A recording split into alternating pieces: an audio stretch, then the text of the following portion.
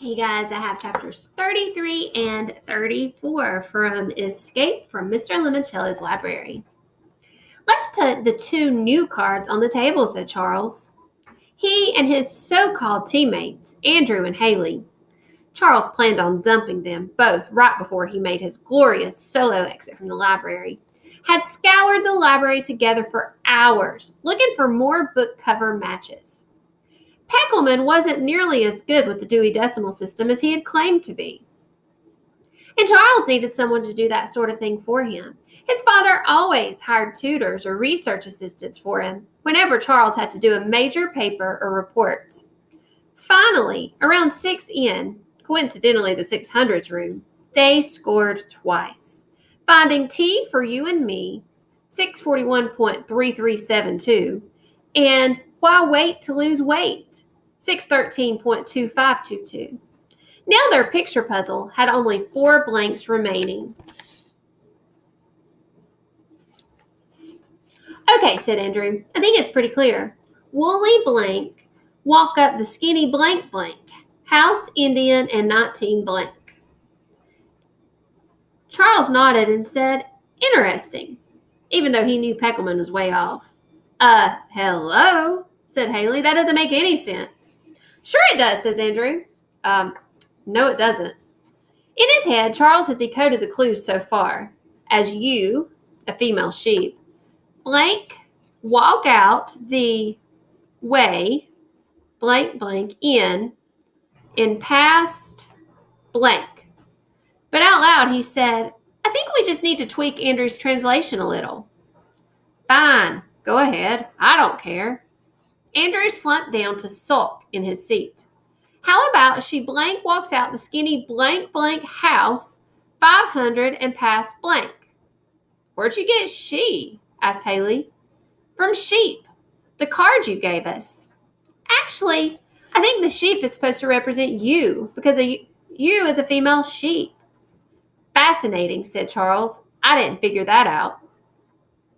What he did figure out was that Haley Daly was much smarter than he had assumed. She could be a serious threat, and no way was Charles sharing his prize with anybody, especially her. And how did you get 500 from Indiana? She asked. Simple. Indianapolis, the capital of Indiana, is home to a race known as the Indy 500. Okay, so how about you blank walk out the skinny blank blank in, because the Nancy Drew book was about an in, 500 pass, or past blank. Now Peckelman popped up. That makes more sense than what you said, Charles. Indeed, said Charles. Perhaps the clues are telling us to locate a secret skinny passageway, 500 paces past some landmark here in the library. Andrew was excited. This is like the pirate map from Treasure Island. Or, said Haley, maybe these clues are telling us that we need to go out and find the 4 books we haven't found yet. We should split up. I'll go back to the 400s room. We've already been there, said Andrew. Well, you guys might have missed something. Good idea, said Charles. He figured if Haley Daly wasted time retracing steps he and Andrew had already taken, she would find nothing new and become less of a threat. Let's meet back here at, say, 7. Fine. Haley left the meeting room. Charles went to the door and closed it. You know what we really need? He said to Andrew. Chocolate milk and maybe some cookies? Charles shook his head. No, Andrew. What we need is whatever clues Kyle Keeley and his team have found, especially if they have our missing cards. Veering left the instant she reached the 2nd floor, Haley made her way towards the 400s room. She figured that Charles and Andrew had probably missed something important in the foreign languages room because they had spent too much time talking to these awesome mannequins that told them all about their American heritage. As she rounded the bend, Haley saw Kyle Keeley and his crew tumble out of the 200s room. It looked like Miguel was carrying a Bible, but a Bible wasn't one of the books on display in the staff picks case. We're following separate paths to the same goal, Haley thought, and somewhere those 2 paths are going to collide. Haley slid her card key down the reader slot in the 400 door. The lock clicked, and she pushed the door open. The room was dimly lit. "Welcome!" boomed a voice from the ceiling speakers. "Sorry," said Haley, blindly feeling her way forward and bumping into something hard and lumpy. "This is the 400s room, home of foreign languages. Here, Haley, you can learn all about your American heritage." A bank of spotlights thumped on. Haley was basically hugging a department store mannequin. An overhead projector beamed a movie onto the dummy to her left, turning it into a perky woman who looked like Haley would probably look in a couple of years after she graduated from college. "Hello, Haley. Welcome to your American heritage. Let's begin your voyage."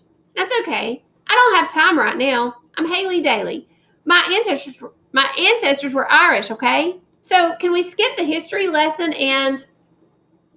Suddenly, the two mannequins at the far end of the row turned into sepia-toned versions of her great-great-great-grandmother and great-great-great-grandfather.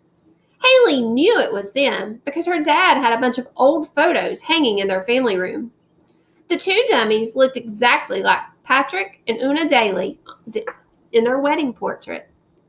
"No man ever wore a scarf as warm as his daughter's arm around his neck," said Patrick in his thick Irish brogue.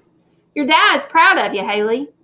"Thanks, but I really need to win this competition." "Watch out for sneaky rascals," said Una. "Them that would steal the sugar out of your punch." Haley had to smile. It sounded like her ancestor had met Charles Chiltington.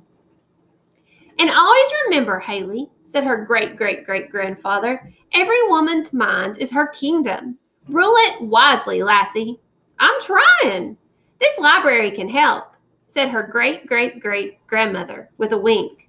And when she did, a secret panel in the wall slid open. "What's going on?" said Haley. "You're our third visitor," boomed the jolly announcer in the ceiling. "So?" "According to the American Heritage Dictionary of Idioms, available in our reference department. By the way, the third time is a charm. Therefore, as our third visitor, you have won this charming bonus." 2 bonuses in one day? She was right. Mr. Lemoncello definitely wanted Haley Daly to win this game because clearly he knew she would be the perfect, best-looking spokesmodel for his holiday commercials. "Don't worry, sir," Haley said to the nearest TV camera. "I won't let you down." She hurried through the open wall panel and into the 300s room on the other side. Ta-da! The first thing she saw was one of the books they'd been searching for all day long. True Crime Ohio, the Buckeye State's Most Notorious Burglars and Bandits by Clara Taylor Winters. She quickly opened the cover and found the hidden 4x4 card. It took her 2 seconds to decipher the clue. Bandits. Haley remembered another bit of Irish wisdom, something her dad said all the time. Never bolt your door with a boiled carrot. She decided to keep this new secret clue safe and secure. She wouldn't share it with Charles or Andrew. Haley took off her left sneaker, folded the card in half, and slid the clue into her shoe for safekeeping. When her sneak was laced up tight again, she took the True Crime Ohio book off its display stand and tucked it into the bookshelf, making sure it was in the proper position, right between 364.1091 and 364.1093. That way, she'd know where to find it again, if, for whatever reason, she needed it. Haley looked up at the nearest camera and flashed her brightest toothpaste commercial smile. "Go, Lemoncello." That's a cheer I just made up. We can use it in one of the commercials after I win.